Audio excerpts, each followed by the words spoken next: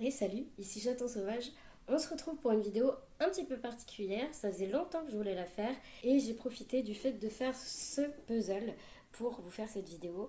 Donc ce puzzle, j'en ai parlé dans une vidéo, je ne sais plus laquelle. C'est ma sœur qui me l'a offert pour mon anniversaire. C'est une de ses illustrations et j'avais pas encore eu le temps ni l'occasion de faire ce puzzle. Donc là, je l'ai fait récemment. Donc j'ai profité de filmer en le faisant pour pouvoir vous apporter mes astuces sur comment faire un puzzle, même si en soi c'est pas des trucs révolutionnaires, mais perso ça m'a bien aidé pour réussir à faire des puzzles sans trop me prendre la tête. Du coup c'est parti pour ces petits conseils. Au fil de la vidéo je vais vous insérer des images du puzzle que j'ai fait, donc étape par étape. J'aurais aimé en fait filmer vraiment pendant plusieurs heures pour après faire un format accéléré et pouvoir vous montrer l'avancée du puzzle, mais en fait je filme avec mon téléphone. Je n'ai pas de caméra, je filme toujours avec mon téléphone et j'avais besoin de mon téléphone sous la main, enfin que ce soit pour être disponible si on m'appelle, si on me contacte, etc. Mais j'aime bien aussi me mettre des vidéos ou de la musique en fond. Et avec mon téléphone, c'est toujours plus pratique qu'avec mon ordi. Donc, j'ai pas filmé de moments pendant plusieurs heures d'affilée. Donc, il n'y aura pas vraiment l'avancée du puzzle en soi, mais ça, c'est pas le plus important pour la vidéo, puisque le but de la vidéo, c'est de vous donner mes conseils pour réussir un puzzle sans trop se prendre la tête. Et les parties les plus importantes ont été filmées. Donc, du coup, c'est parti pour la liste de conseils. La première étape, ça va être de rassembler toutes les pièces. Donc généralement, ce que je fais, c'est que je les mets dans le couvercle de la boîte ou dans le fond de la boîte, enfin peu importe, et de trier les pièces par forme. Alors ça, c'est un truc que je faisais pas au tout début. Je cherchais les bords en fait pour pouvoir faire le tour du puzzle, mais j'allais pas plus loin dans le tri de la forme des pièces. Et en fait, c'est super important parce que déjà, ça vous permet de trouver tous les bords parce que quand on cherche comme ça, juste en fouillant, on les trouve pas forcément tout de suite et on n'a pas donc la totalité du bord. Et je trouve que commencer un puzzle par le bord, c'est vraiment déjà définir la taille du puzzle pour avoir une idée de la place qu'il vous faut. Moi j'ai la chance d'avoir une grande table, alors c'est pas la mienne, mais j'ai une très grande table, donc c'est très pratique pour faire des puzzles. Mais si par exemple vous avez une petite table et que vous commencez à faire le puzzle sans faire le tour et que vous vous rendez compte que en fait il est trop grand pour votre table, faut s'adapter. Donc commencer par les bords, c'est la base, mais commencer par trier les pièces par forme, c'est selon moi la base de la base. C'est pas le plus intéressant selon moi, c'est même un peu chiant, mais je trouve que c'est une étape qui est importante pour après vraiment bien vivre en fait la construction du puzzle et pas se prendre la tête en cherchant des pièces et des couleurs et des machins. Tout à l'heure, je vous ai parlé du fait de faire le tour du puzzle. Là encore, le fait de trier les pièces, ça aide à trouver tous les bords. Néanmoins, ça arrive que quand on a la tête dedans, un des bords passe dans une autre catégorie de pièces et là, on ne trouve pas. Donc si vous ne trouvez pas tout de suite la pièce manquante pour faire le tour, c'est pas grave, vous la trouverez plus tard, il n'y a pas de souci. On se prend pas la tête avec ça. Le but d'un puzzle, c'est pas de se prendre la tête. Je sais qu'au début, je m'énervais beaucoup, mais en fait, maintenant que j'ai toutes ces techniques-là, je m'énerve beaucoup moins et ça devient vraiment plaisant de faire un puzzle. Une fois que vous avez trié toutes les pièces par forme et que vous avez fait le tour du puzzle, vous pouvez commencer par faire des zones. Donc là, pour ce puzzle-ci, j'ai eu la chance en fait d'avoir des zones qui étaient vraiment très définies par les couleurs. Donc j'ai pu attaquer directement avec le orange, avec le gris beige un peu vert.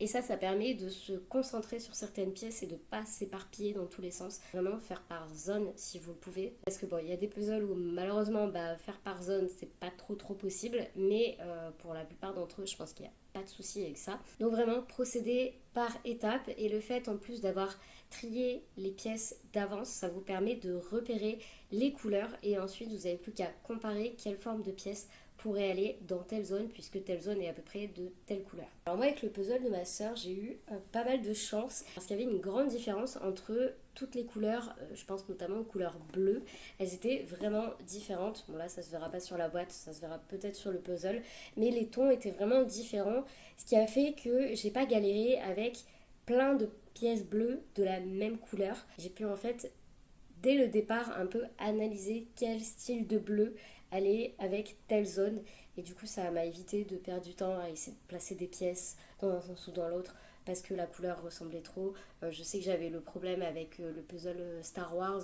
Bon, à l'époque je faisais pas de vidéo encore, mais j'avais fait le puzzle Star Wars avec la galaxie et tout ça, et honnêtement la galaxie c'était très compliqué parce que c'était la même teinte de bleu partout, donc j'avais bien galéré, mais pour celui-ci c'était plutôt chouette d'avoir vraiment des tonalités différentes. Donc là, une fois que vous avez avancé par zone, alors, généralement le début du puzzle je trouve que c'est le plus simple.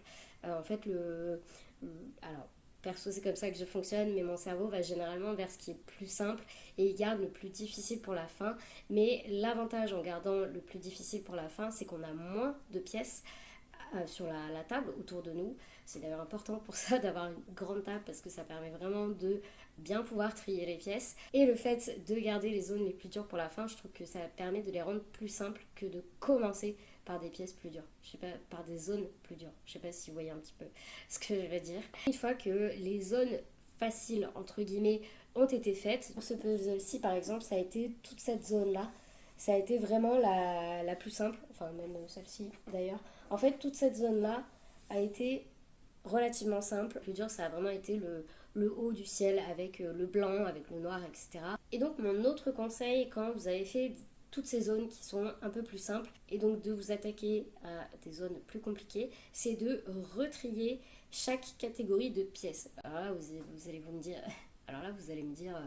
Oh, elle est relou avec ces tris là, on fait que ça depuis le début. Alors oui, je suis d'accord, c'est un peu pénible. Ça l'est moins qu'au tout début, je trouve quand même, parce qu'on a moins de pièces à trier. Et donc mon conseil, c'est de réunir les pièces d'une même forme par couleur pour vous aider à avancer. Ça, c'est vraiment une étape que je fais personnellement quand j'arrive vraiment dans le dur du puzzle. C'est quelque chose que vous pouvez faire dès le départ si vous en avez envie. Moi personnellement, je trouve qu'au tout début, c'est facile pour moi de repérer les couleurs à prendre dans chaque zone de forme de pièce. Mais une fois qu'on arrive un peu dans le dur et que, par exemple, comme pour ce puzzle-ci, on est sur du noir, du blanc, moi j'aime bien vraiment pouvoir trier par couleur dans chaque catégorie. Donc ça, c'est ce que je fais. Un autre conseil aussi que j'ai oublié de vous donner, j'aurais dû le donner dès le début de la vidéo, mais je le donne maintenant, il s'agit de faire des pauses. Ça, c'est super important parce que quand on a la tête dedans, on ne voit plus rien. Le nombre de fois où j'étais la tête dans un puzzle pendant plusieurs heures et que ma femme est arrivée et a regardé le truc et a dit « Ah, bah cette pièce-là, elle va là ?» Ah bah oui, ça fait 3 heures que je l'ai sous le nez, j'ai pas fait attention, juste parce qu'en fait j'ai la tête complètement prise là-dedans. Et faire des pauses, pour moi, c'est super important. Donc ça peut être faire autre chose, ça peut être s'aérer l'esprit. Alors personnellement, j'ai tout net, donc souvent pour faire des pauses, je l'emmène en balade, ça me permet de penser à autre chose. Et quand je reviens, j'ai un œil neuf sur le puzzle, et alors là, ça avance. Pareil pour le soir en général, j'essaie de m'arrêter quand il fait quand même assez jour. Alors c'est un peu pénible en hiver, mais j'essaie de m'arrêter assez vite déjà pour pas m'abîmer les yeux, parce que c'est pas le but de se brûler la rétine, clairement.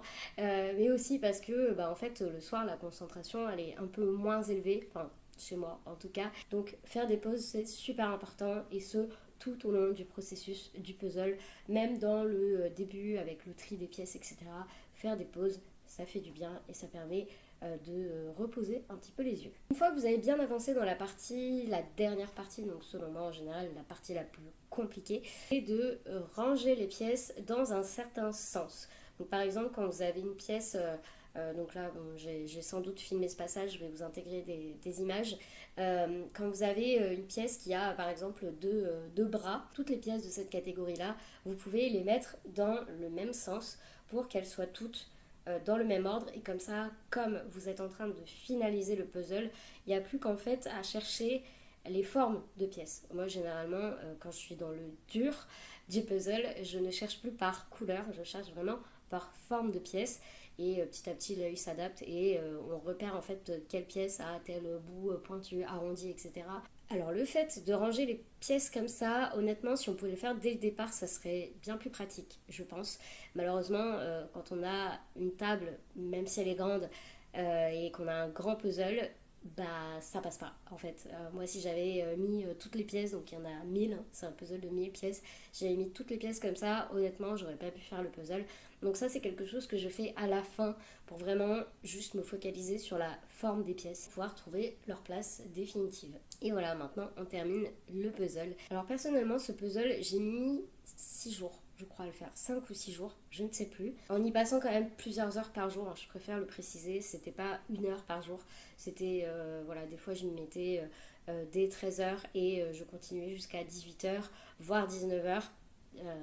Voilà, avec une petite pause entre temps pour sortir tout net. Mais j'étais vraiment, enfin, moi quand je fais un puzzle, vraiment, je fais rarement autre chose à côté, donc ça me permet d'avancer assez vite. Mais je comprends que dans le quotidien, ça soit un peu plus compliqué d'y passer autant de temps. Donc là, après, c'est à vous de voir ce que vous préférez faire, ce que vous pouvez faire surtout. N'hésitez pas à me dire ce que vous avez pensé de cette vidéo, n'hésitez pas à me dire si vous faites des puzzles, si c'est quelque chose qui vous plaît, ou est-ce que ça vous intéresse, ou est-ce que vous savez pas par quoi commencer, ou... Enfin, n'hésitez pas à me dire tout ça dans les commentaires, et puis à mettre des petits pouces, à vous abonner si ce n'est pas déjà fait, et on se retrouve très bientôt pour une prochaine vidéo. C'était Chaton Sauvage, qui aime bien faire des puzzles. Et il n'y a pas très longtemps, j'ai dit que j'aimais pas, mais en fait maintenant j'ai trouvé la technique.